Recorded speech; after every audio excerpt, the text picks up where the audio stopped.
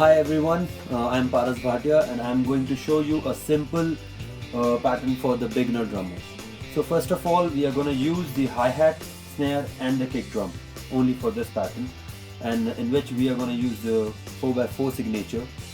And for that we need the hi-hat, which we will play like 1, 2, 3, 4. So quarter notes, like 1, 2, 3, 4. That's it. And in this 1, 2, 3, 4 pattern, we are gonna make 1 and 3 for the kick drum. 1, 2, and 3, 4. So 1 and 3 for the kick drum, and the second and fourth beat would be for the snare. So 1, 3, 4. And meanwhile we have to play 1, 2, 3, 4 on the hi-hat like this. So we're gonna play the beat. 1, 3, 1, 3.